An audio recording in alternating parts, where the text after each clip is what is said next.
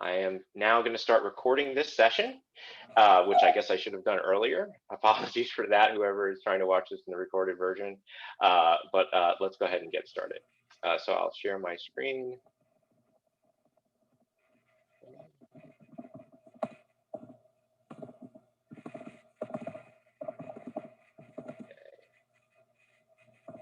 Alrighty.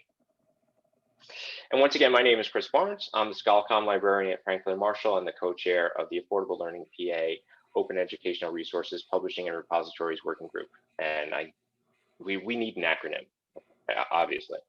Okay, so the goals for today's session. By the end of this hour, I hope you will understand the basic steps of publishing an openly licensed educational resource, feel confident about recommending a few tools and platforms to beginners, gain a sense of some common issues that may need to be addressed, know why repositories play such a key role in the publishing of OER, and have asked questions, shared useful anecdotes, and expressed interest in future events, ideally. And so the way we're going to achieve those goals is through the following agenda. First, I'm going to go over the basics of creating, licensing, and publishing an open resource, with a focus on some sort of best practices or principles, some practical questions that will undoubtedly come up, and some important definitions about what we mean by publishing. Next, we'll look at some available publishing options that you can use and you can recommend to others. There's the institutional repository route, but if you do not have an institutional repository at your institution, you can also publish it via OER Commons and a lot of other means, so we can talk more about that. Then we'll talk about common issues or desired features that may complicate the process beyond the most basic level. So you might understand the basics, but say I have a faculty member who really needs to have interactive features within the open textbook, like a modern language professor who needs a language, like a speaking exam or something like that, or maybe a more advanced quiz. We'll talk about ways to add those features that are not overly complicated. And then lastly, we'll have hopefully a good discussion about your questions, your comments, and your concerns, and then the future, what you'd like to see, and how we can help that come about. Okay, so the basics. I came up with 3 principles of creation. It sounds kind of, I don't know, it was late, but I stand by these, and I think they sort of condensed everything down into the simplest form. So number 1, don't overcomplicate it. You can publish any resource you have created as long as it meets the basic criteria of the repository or referatory. And what I mean by that is you can take a Microsoft Word doc, you can upload it to Google Drive, and then you can take that Drive link and add it to OER Commons, and you have just published an open educational resource. B, use authoring tools that are familiar to you or feel familiar. A Word doc is still an OER, and many of the more advanced platforms do their best to replicate those applications that we all know and love all the time, or use all the time, excuse me. Even if your institution doesn't have a repository or a subscription to a publishing platform like Pressbooks, there are still ways to publish openly licensed resources. So it doesn't take a large monetary investment. And faculty are already leery of publishing OER because of misperceptions. I didn't finish that sentence there, but they are often leery of publishing an OER because they equate it with their other publishing projects, specifically like their dissertation or their first book or their first article. And that is not a good selling point to them. So we don't want to overcomplicate the process for them. In fact, we want to make them realize how sort of easy and simple it can be at a basic level. Okay. Number 2, think about the publishing process before you start. If you can, is an important caveat there. Some of you will be working with or already have documents of created resources, so this is not an option for you. But if you can, before you start, think about assorted questions related to usage of the thing and how you will publish it. So you're going to want to use images and text and other content that is licensed for reuse, and that means with a Creative Commons license usually, or in the public domain. You want to read about some accessibility requirements and the specific ones that relate to the repository or database that you'll be adding your work to. There are some very easy to use accessibility checkers that make this much easier than it used to be. And by always starting with accessibility in mind, we can ensure that the resources that we create are fully open, because they can only be fully open if everyone can access them. For larger projects, you're really going to want to agree upon and assign roles, deadlines, and benchmarks. Things sprawl out of control, and more agreement upon benchmarks moving forward is very helpful. And remember that publishing is not the same as posting, sharing, or uploading. Simply adding something to the internet is not the same as publishing it, and it's certainly not the same as making it discoverable to the individuals who would most likely want to know about it and potentially adopt or adapt it themselves. Okay. Lastly, don't let the perfect be the enemy of the good. I feel like this is a mantra, along with managing expectations that we've all dealt with or seen the use of this year. Remember and remind others that no OER is different than a dissertation or scholarly monograph. I'm beating that issue, I guess, a bit much, but it's one that's sort of very common, I would say, especially when you're talking about creation of OER. Remember that these are learning objects and should be judged by their educational effectiveness and not their aesthetic appeal or approximation to a commercial textbook. Yes, the $300 textbook is perfect without typos and glossy and just beautiful, okay? And that should not be the goal that your author or creation team has, or even you have in your mind. Not because it is sort of like outside the realm of possibility to get there with the technologies available to you, but it's a waste of time if it does not improve the educational outcome of the users of that resource. So, faculty might choose a book because it's got the right content, but they also might choose that book because it's got cooler pictures, just like anyone looking at a book and choosing. And so you don't want to fall into the trap of trying to exactly replicate the commercial model, because as we all know, the commercial model has lots of faults, and that's one of them. Okay, remember that publishing an OER need not mean the end of editing and adding to it, okay? This also helps faculty members who are used to the scholarly publishing close process feel better about about having imperfections or the potential of imperfections in the work, okay? It's not like sending it off, signing over your copyright, and you're never going to be able to edit that document again. You can maybe not edit that specific version, but you can create a second version very quickly, and that's the whole point of these, is that they're iterative. Lastly, find a peer reviewer. There are many reasons we are not the best editors of our own work, and whether you're creating one, you're helping someone create an OER, or it's really an important part of the process to have someone serve as a reader of your work, and don't forget that, because it can be, especially for larger projects, quite the time commitment. Okay, so those are the basics, or the principles of creation. And sorry.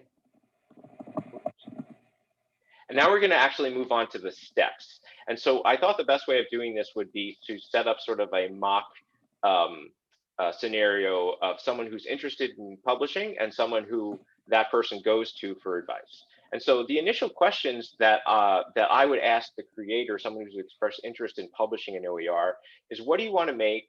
What resources and content do you already have with which to make it? And how would you like it to be used? And so the example or demo respondent is a faculty member who recently adopted an OER and converted their course as a result. So an example would be, and a common one, is someone who has switched from a commercial textbook and an intro course to an OpenStax textbook that was specifically designed to replace that commercial textbook, meaning that it has all the same content headings and chapter headings and things like that. But they found that they needed to change their syllabus because all new kinds of assignments are enabled as a result of switching to an open educational resources. And so, in answer to question one, they want to make a lengthy syllabus for a course designed around an OpenStax textbook, which would include assignments, additional readings, course policies, as well as some guidance for the professor. So the reason I chose this as an example is because it's important to remember that OER come in many different shapes and sizes and forms, and that something that you might have and use and put a lot of time in, but not necessarily think would be beneficial to others, often is.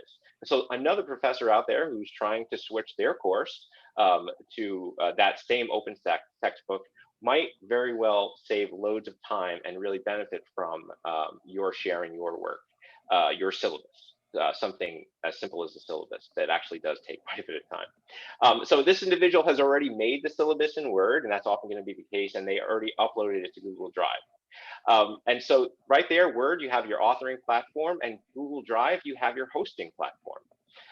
Because when you add a Word document to Google Drive, you can then access it via the internet.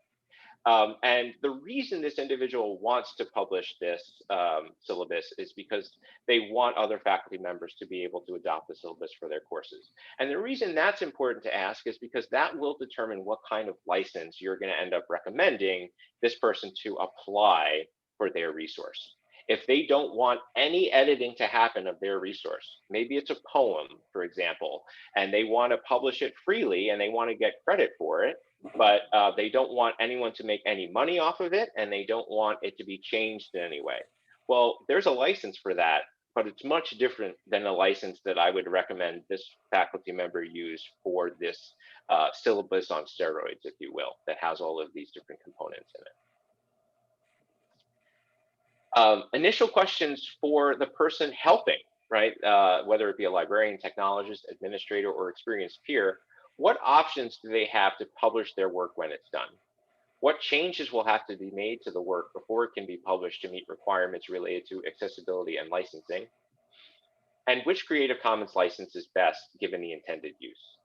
And so the demo in this side of the equation, so let someone else in. Whoops, sorry. Is an academic librarian at a small school with a tiny budget and no IR. I'm guessing that I'm guessing that is the boat that many of you find yourselves in, and so that's I think a good place to start. And so you do have options. OER Commons for this in this instance would be the easiest route to getting that OER published, and we'll talk about what that means in a minute.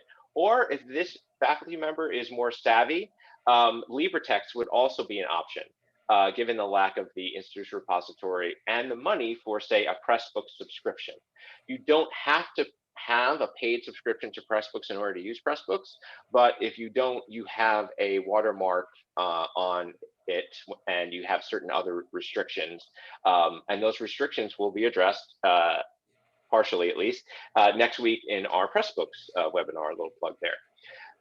Okay, so the other thing would be checking the licensing on the images and the readings in this syllabus. So it's not just like a two-page syllabus that's got readings and images. So I want to know, are those images openly licensed? If not, are we going to be able to swap them out for ones that are, or get permission, right? Same thing with the readings. If something is not, if it is copyrighted, it doesn't mean it has to be taken out per se. It can be kept in there, but as a link, right? Because that would allow for copyright law to be followed. And then the accessibility guidelines. I would run an accessibility check on the syllabus with one of the cool accessibility checkers that operate as plugins now, or available as plugins now. And then the only CC licenses that I would say this faculty member should not apply to their syllabus are those with no derivatives clauses in them, because the whole point of making this open is that this individual hopes it will be adapted by others. And so that means that CC by ND, the ND again standing for no derivatives, or CC by NC ND, no commercial, no derivative, those would both be not an option. And I would recommend CC by share alike, because the CC by share alike license is what is allowed by, or required by, and suggested by Wikipedia. And so I'm assuming that this person perhaps was including at least one assignment that's somehow related to Wikipedia and knows that there are benefits to having a more open license than a more restrictive one. So when in doubt, put a CC by on it. Okay, step 2, licensing. What do I mean by put a CC BY on it? The basics of open licensing are that a resource, any resource, can only be considered truly open when it's published with an open license. Creative Commons licenses are the most popular and the most frequently used in the field of open educational resources. There are other licenses out there that, but Creative Commons are by far the most popular within this field. Deciding which Creative Commons license to use, to apply, really depends on how you want that work to be used. And just, it's always important to remember that whatever license you apply, you are retaining your copyright. Fundamentally, you are saying, I'm allowing you to use this in the following ways, but I still am the originator of it. I'm still the copyright holder, and I need you to cite me as the creator and copyright holder when you use this work, right? And if I then want you to say not use the work in a commercial context, or not use the work in a or not edit it in some way, I can pick a different license. So it's really important to understand how the licensing relates to the usage intended. And the great thing about Creative Commons is that their website walks users through this process, asking them some basic questions that will give them some good advice and sense of which license is best to use. And not sure which to apply, go with CC BY. Love a little rhyme in there. Okay.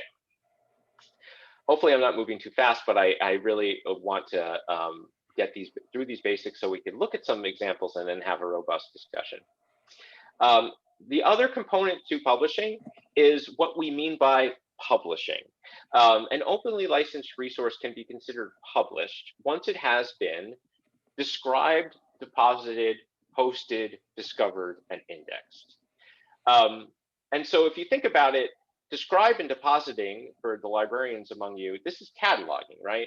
So when you upload a work to or when you deposit a work in a repository or a database, you're going to be asked certain questions about that work in order to provide the metadata that will allow that work to be found within that database. When it's actually in that database, it's been deposited. And so this is what an institutional repository, if you have one, would do. It would provide you with a place to deposit your work that is secure and accessible. It would first prompt you to apply all the necessary metadata, and then it would make that work available online. It would host that work so that individuals could find it, and it would give it a stable URL so that it would always be findable at that same location. Furthermore, institutional repositories make that work discoverable by Google, which is really, really important. You need your repository to be crawled by Google, successfully crawled by Google, so that that work will appear in Google search results, okay? However, that result might appear on page 6 of a Google search result. When was the last time you were on page 6 of a Google search result? So in order to actually make it discoverable by the community of educators that would most likely need and want this, you need to index it, you need to add it to places where they would look, right? And we're all familiar with this from library world. You know, if you publish an article, you want to make sure that it is indexed in the appropriate databases and bibliographies and whatnot, so that it can be discovered. And so that takes into account, that's the step of adding it to a database or adding it to some place like OER Commons that is part of this network of search engines, repositories, and databases that we use to publish and to find and to access open educational resources. Okay, and so it is really important. And I just admitted Annie Johnson. Welcome, Annie. Annie is the other co-chair of the OER Publishing and Repositories Working Group. I will add that the last step of indexing is really key and is not what can be done by a repository generally. Repositories empower their organizations to act as publishers by performing at least 4 of the 5 key functions. So it's described, right, and that happens upon deposit. It's deposited, and therefore it's stored on a server and preserved. It's hosted, it's made available to the internet and given a stable URL, and it's discovered, crawled by Google, but it is not indexed, right? So if I place something in my instance repository, I'm not done. I still need to, for example, add it to the open textbook library, or get it listed in OER Commons, so that the places that we go to find OER will know about it, all right? And so I've been talking a bit about the tools and platforms that I would recommend, and here are some of the ones that I referenced. I've created this little circle because visually this represents how it all surrounds the Creative Commons license, right? Like, so just to drive home the point that a free work is not the same as an open work, that an open work has an open license, and those open licenses allow for reuse, and that's the key. And so what I'd like to do now is actually just look at a few of these in the time that we have. So I'm looking at it's 11:30 now. I think it's really important that we look at OER Commons, because that is sort of the bare bones way of getting something from Microsoft Word to Google Drive to OER Commons, or to being published. And so what I'll do is come out of here, click on this. Okay, and so now we're at OER Commons, which is a wonderful place to search for OER, but it's actually a great place to publish OER as well. And so we're going to come up here to this Add OER button, and you'll see that OER Commons not only offers the ability to publish your work, but it also provides you with an authoring platform that will enable you to create an OER based upon some of the guidelines that we've been talking about. So for example, if you create with Open Author, your content's remixable, it's curatable, it's findable, but it uses an editor, right, that looks very familiar to others that we've used. It's got drag and drop functionality. You can import directly from Google Drive, and the accessibility features and guidelines are already built in. And it makes it much easier to fulfill them when you do your check, right? And it provides an accessibility checker built right into the editor. Again, all of this is free. So the Open Author would allow you to start here, right? You could, there is a lot of great information about guidelines, requirements, best practices that are freely available here through links. And so the other thing, though, I want to show you is if you already have something, say like this fictional professor who has this syllabus, you would click the Add a Link option. And now what it's asking for is a resource web page link. And so the Microsoft Word document that this professor created the syllabus as was then uploaded to Drive. And so what I want to do is give you an example of that. So I've got this syllabus right here. And so I want to get the URL for it in Drive, right? So I say get link. Then anyone with the link, copy link. And let's see if this works. Okay. And so now it's going to ask you to add the metadata to that work, right? Just the basic metadata. And then it's going to ask you here, let's see if I can make this larger, to apply a Creative Commons license. And the cool thing about this is that if you click on one of these, it gives you a nice little explanation of what this license does and does not do, and why you might want to choose it. For example, this for CC by SA, that is CC by share alike, it tells you the fact that this is the one that Wikipedia recommends. Again, that's important because there are a lot of great open assignments you can do that are Wikipedia based. And so often that license is the one that's a good choice in the classroom. So once you assign a license, then it actually tells you to assign metadata specifically to make it more discoverable by others. Again, maybe it's just because I'm a librarian, but I like that spelled out. And so they give you lots of options. These are all drop downs, right? So that we have some authority files behind this at work that will make it standardized. And there are lots of other kinds of metadata that can be applied that we can't get into right now, of course, but just loads and loads depending upon the context. And so you can see that if you were to send a faculty member here who did not know terribly much about OER publishing, they would be in good hands as long as you had sort of prepped them for the kinds of questions they would be asked regarding the licensing. And even if they felt like this user interface was not sufficiently educational, they had more, they can click on view resource, oh, excuse me, they can click on this little help button, and there's lots of help documentation available throughout the site. Okay, which I don't see. Here, read more about usage rights. That's what I was looking for. And so this is a nice breakdown of all of the different licenses with definitions and why you might use them. But I also wanted to bring this up because of these documents here. So for example, submission guidelines, a nice rubric that folks can use to make sure that they are checking all the boxes when it comes to relevancy, user access, licensing, educational context. And there's also one other I wanted to show, which was submit your OER, a step-by-step instructions on how to do that for less visual learners. And so there are lots of ways that OER Commons can be a great resource and can be the best place to go for finding resources as well as making them published.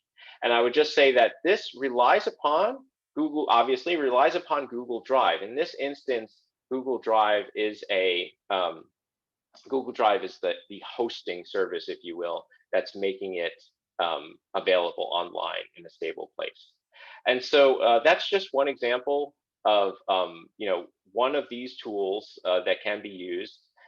Next week, we'll have a session on Pressbooks and H5P.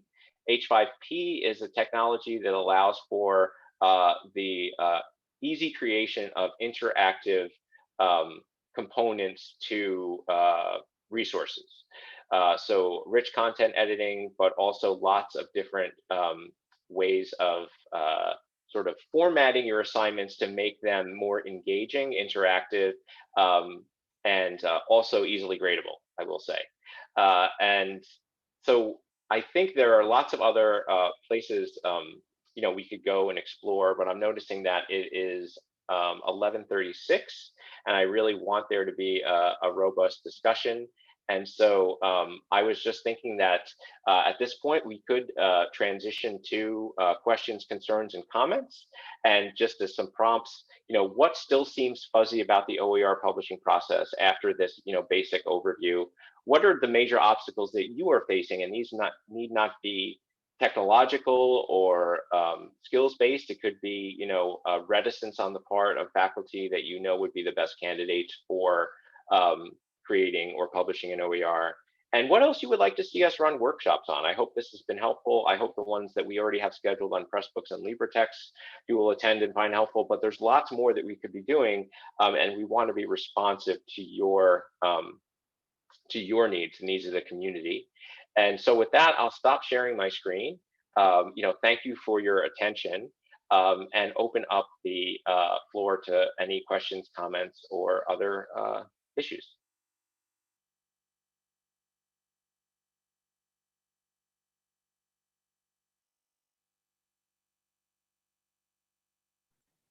Hey, Chris, You it's can just Dan. unmute I'll break yourself the and ice.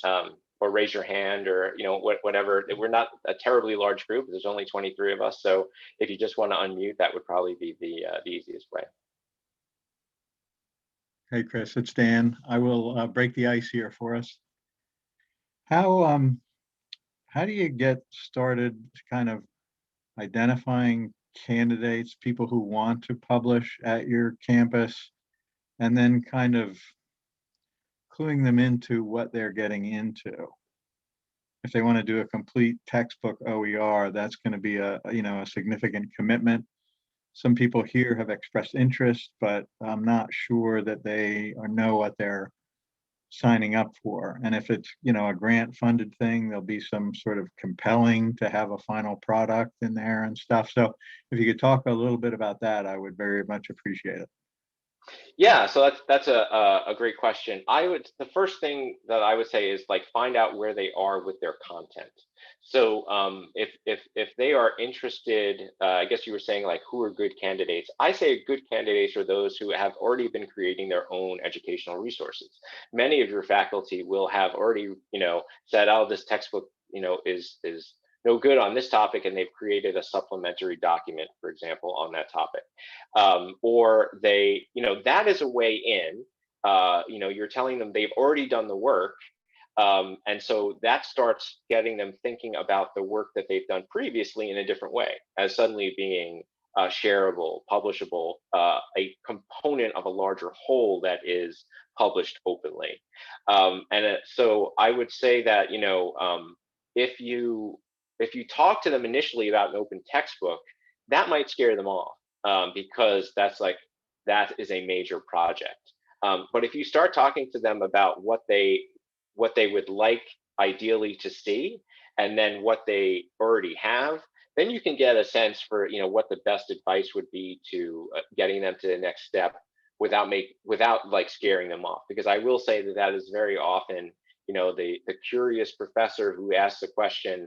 I think we sometimes do a disservice if we immediately launch into the oh, you can make an open textbook, and and it'd be a great collaborative project, and that, yes, that would be awesome. But for many professors, it's going to more be about the dipping their toe in the water first, and then seeing what it's all about, and then thinking in a bigger way, perhaps applying for grants, for a multiple participant project. And so, yeah, so I hope that answers your question. For the faculty that come to you with that project in mind, that's a completely different scenario. But yeah, I think you're asking about the one that's sort of hesitant, and is a little leery. Yeah, that's exactly it. I have a couple in that same boat. They already have content. They have been able to find a textbook that meets their needs exactly. So they went ahead and created, a hodgepodge of links and Word documents and things on e-reserves and stuff. And they kind of need to package it and then review that all of that, the images and things are open.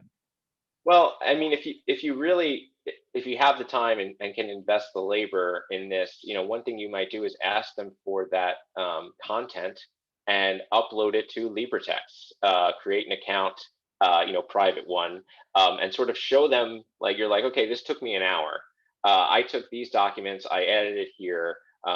Compare this to what you were able to do just using Microsoft Word and Google Drive. Like, and that might show them, oh wow, this really is not that much more beyond what I'm doing. And if they are already using Canvas or Moodle or a learning management system, LibreText will then allow them to pull that right into their learning management system, into their gradebook. And so I think it's all about sort of removing the friction and the scariness around this stuff. Great question.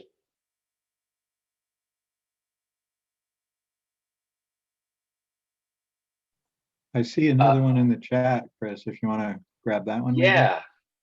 When I see a CC BY 4.0 license, does the 4.0 stand for the latest version or something else?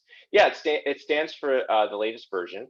And so there was a 1.0, and what changes is each one of those licenses has what they call like human language intended for human beings and not lawyers. And then there's also the legalese version. And so I think that's really what gets tweaked as Creative Commons understands more about how their licenses get used and discovers potential ways that to improve. They come out with a 2.0, 3.0, and we're at 4.0 right now. And so, yeah, but it's not like a 4.0 would be incompatible so to speak, with a 2.0? Like there's a continuum there. That's a great question too. Hi, Chris. This is Monica Prince. So I have a question about how I think I might even answer my own question as I but so I'm interested in how this works in a creative scholarly work sense. So I'm teaching a choreo poem class this semester where students are reading unpublished choreo poems and they are writing their own.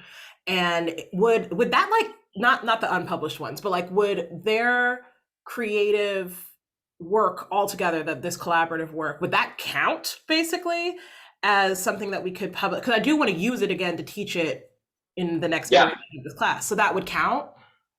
Oh yeah, totally. It's open if you apply the open license, and that will involve a conversation with your students.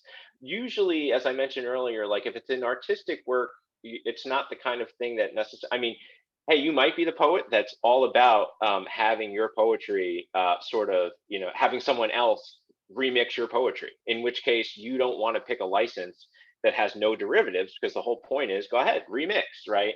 But then there are going to be people who are like, I would love my poem to be shared, I would love it to be reprinted, republished, but I want to be cited and I don't want it to be changed.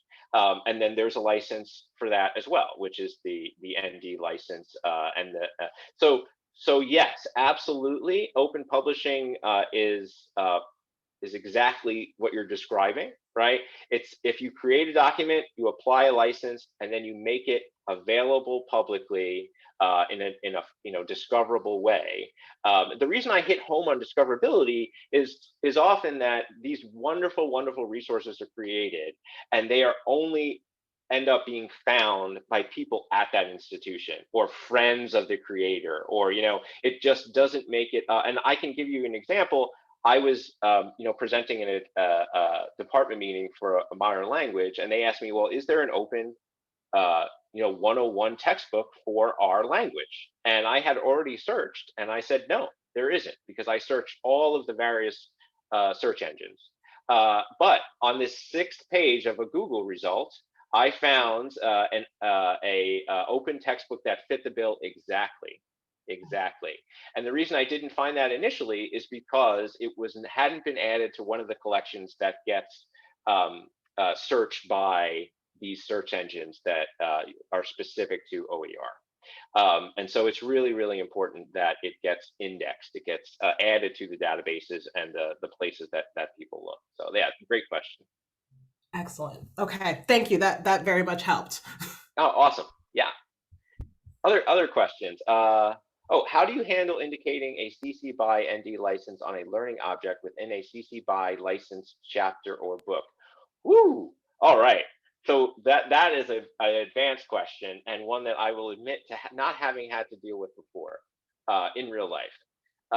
So I would say that first I would say ask Creative Commons, because they're the good folks on this.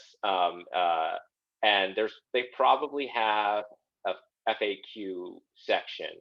I think that if I was just going to advise someone, I would say that information needs to be noted up front. Like, so the front of the book where we normally look for the copyright, we're also going to be looking, or the work, we're also going to be looking for the license, right? And so if I only see one license there when I start, I'm assuming that entire work has been released or shared or published under that license. I would want to see another notice there that says some works in here are licensed with this other license, and that would just alert the user to that. I would also place that license right next to that content, not obtrusively, but very obviously, to make sure that it does not get edited. Because it is a little risky, is not really the right word, but putting something you don't want to be edited with an open license in an open work that is supposed to be edited is a little tricky. So I would be curious to see what Cable Green and the folks at Creative Commons have to say about that.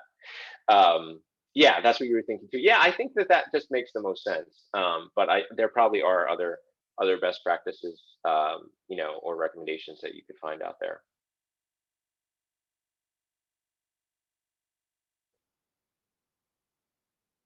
And so since, please continue to raise your hand or unmute yourself or drop a question in the chat. But since we're talking about this, I realized that we didn't get a chance to show what's affectionately referred to in this community as the MOM, which is the Mason OER Meta Finder. And it's a great resource to know about. And it's a great resource actually to use to educate people about the publishing process. And I'll show you why. I'll just go ahead and share my screen again. So this is the MOM. It is a real-time federated search for OER content. Librarians among you will really enjoy hearing federated search again. Basically, it means that it is searching all of these databases and sites and repertories at once. And so if your OER is not in one of these places, it's not going to be found by the MOM, or it's going to be found, I think, perhaps way back in the results, just like it would be on Google. And so each one of these, so here we see OER Commons, right? So even if you have your own institutional repository, right, it still needs to happen. It still needs to be added rather to OER Commons, or a place like Merlot, or the Open Textbook Library, or a Teaching Commons. All of these places that are sort of hubs for OER that are then searched by things like the Mason OER Meta Finder.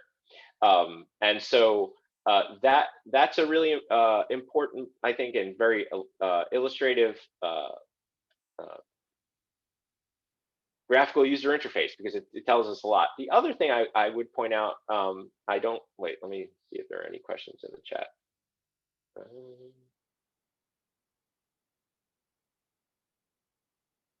No, okay. Let me show you LibreText. So for those of you who are on a shoestring budget, LibreText is also free. This is what I would recommend if you have faculty members who need to make complex interactive things.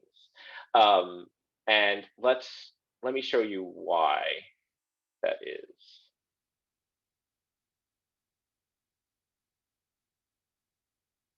LibreText is one of the, I think, the first recipient of the federal open textbook pilot money. They got like $3 million, and it shows.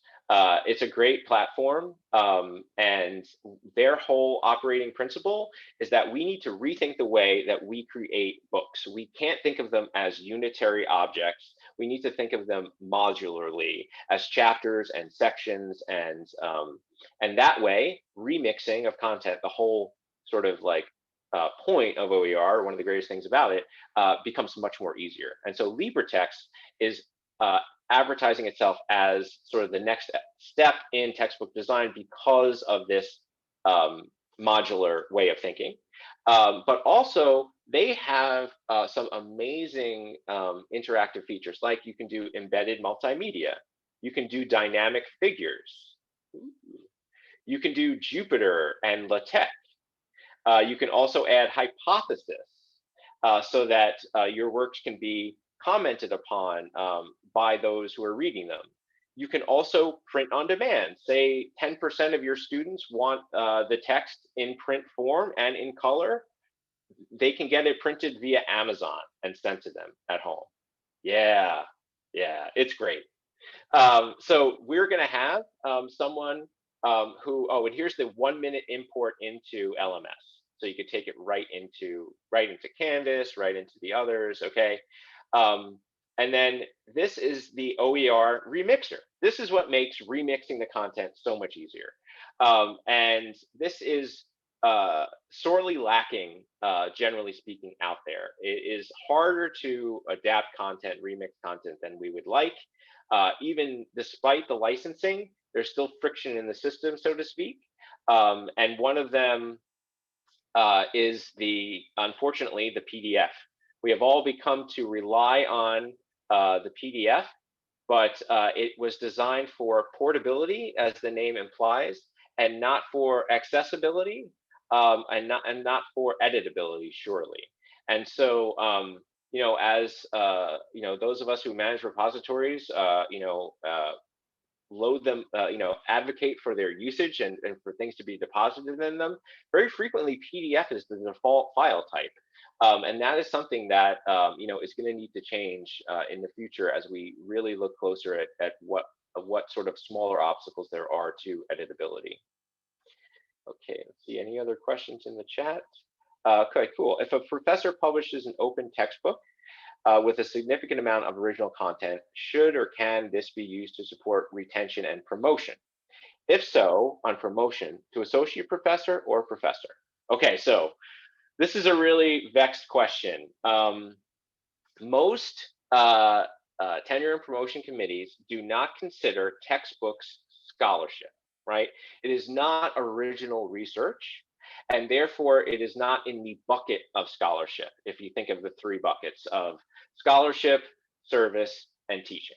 I think there's a great case to be made for it to be in the teaching bucket, right? You are radically often improving your courses by not only adopting an OER to make it accessible and affordable, but you are changing the assignments and the way you engage students as a result of that transformation.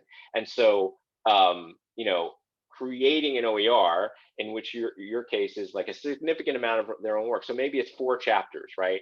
They take 4 chapters from an OpenStax textbook on chemistry, and they take 4 chapters of their own that they've created, and they put that together. They license it and they publish it.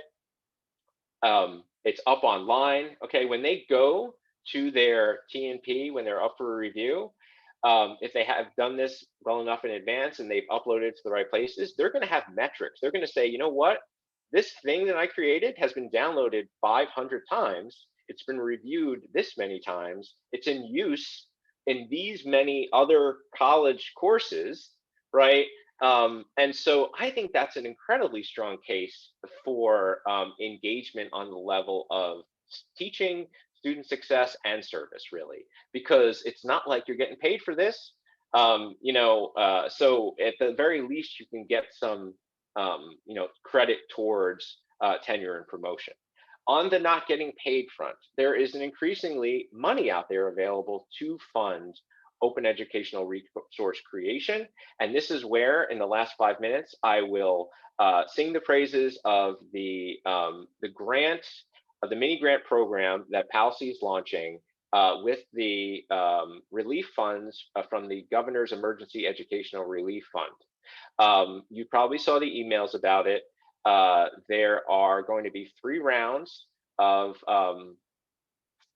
grants, and the grants are going to be for 3 broad categories. And I am not, I see Sarah as here as well. So Sarah, if I say anything incorrectly, please correct me. But there are 3 general buckets, is my understanding. There are going to be mini grants for faculty who want to create OER. There are going to be mini grants available for faculty who want to convert or transform their course to be based upon an OER.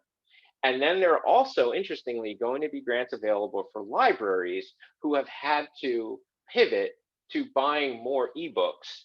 And the goal is to help them buy more and defray the costs incurred as a result of this. And these are, oh, good, I got it right. Sarah's giving me a thumbs up. Excellent, thank you, Sarah. So these are emergency funds. They're intended to be used now, okay? And they're intended to help alleviate the issues that we have been seeing, right, in terms of accessibility, affordability, and access. I already said that, excuse me.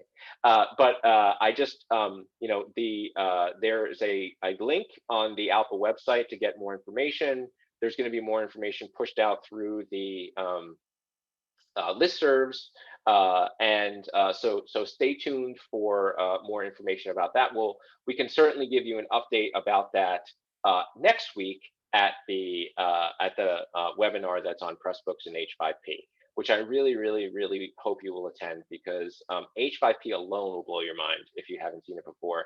You won't believe how easy it is to create like really cool interactive assignments for your students, and to do it in way and to find ones that others have created, slightly tweak them and make them your own and perfect for your own work. Okay, so any other questions in the chat, or Dan, did you want to just say anything? Well, I actually have another question for you, of course, Chris. I'm hoping it exists, but if it doesn't, maybe it's something we could create after this series. As a novice supporter of OER publishing, I'd be interested in a really simple flow chart, okay? And I'll draw an analogy. We have student grading options now because of pandemic. Students can choose to change their grade from a letter grade to a no credit or a passing grade.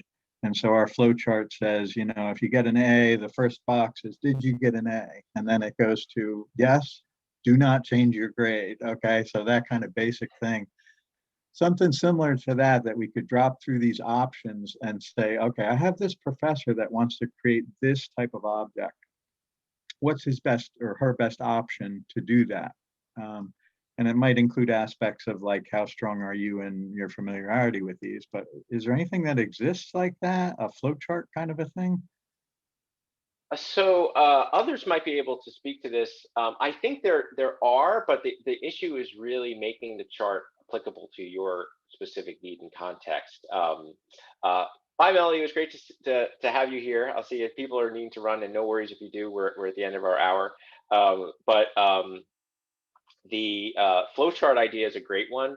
And I think that there are probably ones that have already been created out there. There are loads of OER publishing courses. The problem is more that there's too much information. But I do love the idea of developing one that Outlook could recommend as being perhaps particularly relevant to our own schools or situation, and giving at least people a baseline. But I think it reminds me of like a self-assessment form. Like maybe you have a faculty member who's interested, and you can send them to this form, and it would ask them these questions and follow-up questions that would then allow you to better assess and provide them for the best resources. So I like that idea. Thank you. Any other questions or suggestions? There was a question in the chat about how long H5P has been around. I want to say at least 4 or 5 years. They have been developing it more, and they are now about to launch basically like an H5P Learning Commons, where you can, it's encouraging more collaboration within the H5P community. And I think it's really exciting. And I haven't used it all that much, which is why I'm really excited for next week's talk about it and integrations with Pressbooks. Okay, so I think I just want to clarify that that the next webinar will be on the 23rd. I dropped the registration link in, so that's great. A week after next. Oh, okay, wonderful. Oh, that's right. Sorry, time has no meaning anymore. No. If we can't make the webinar, I have to teach during that time. Can we just sign up and then get it later? Is that a thing we can do? Yeah, like we're recording this one, we're going to recall all of them, and so you'll either we can either email it all the registrants, or we'll send out a link to it to the whole list. Yeah.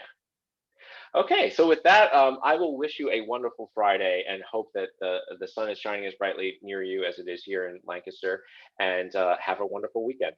Thank you so much. I hope to see you again soon.